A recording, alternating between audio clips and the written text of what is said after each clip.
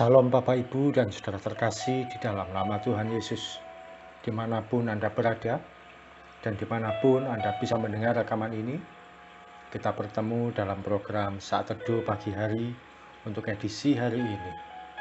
Sebagai dasar kebenaran firman Tuhan, saya akan bacakan dari Amsal 15 ayat yang ke-10.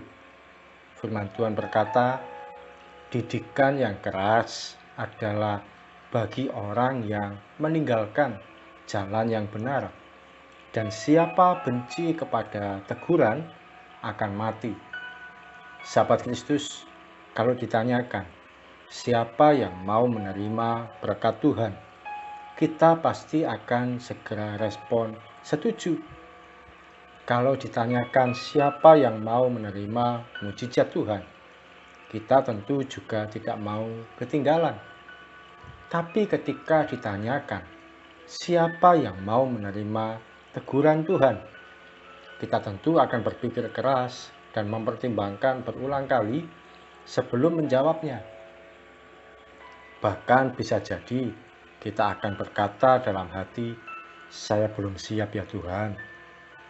Teguran Tuhan dan mujizat Tuhan sebenarnya merupakan paket komplit.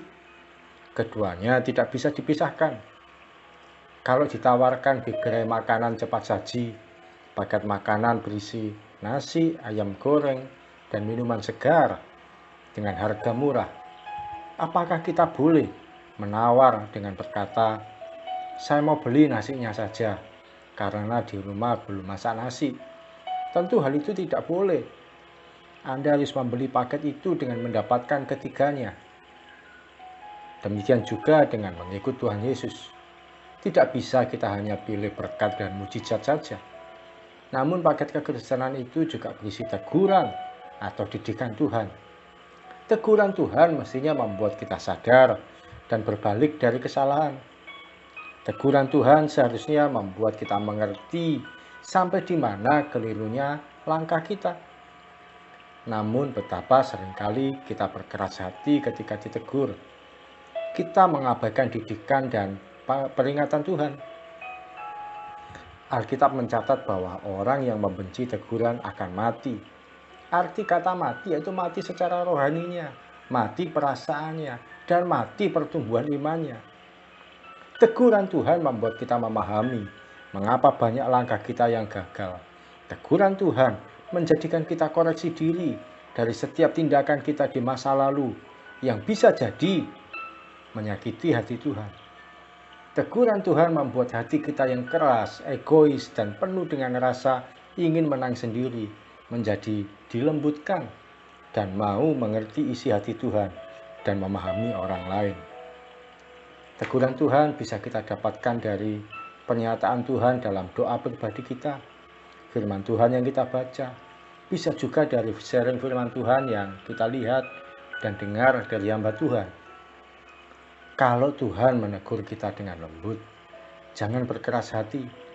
Kalau ada langkah yang salah, segera merendahkan diri, minta Tuhan ampuni.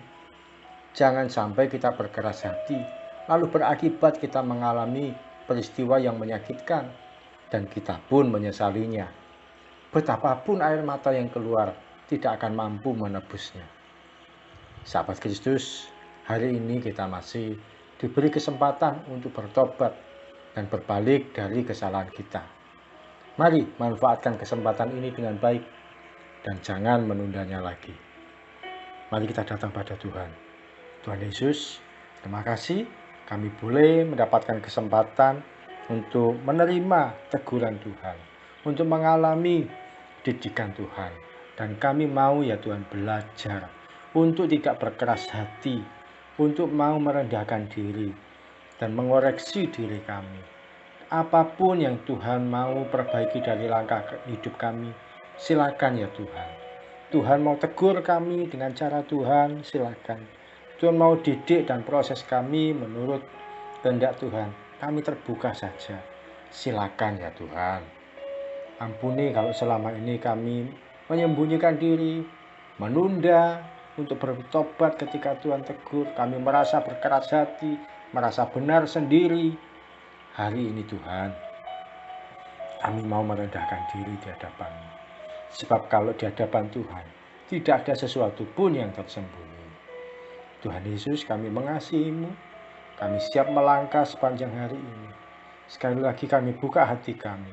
Kalau Tuhan mau tegur kami, didik kami, atau peringatkan kami, silakan, kami terbuka dan tidak mau berkeras hati.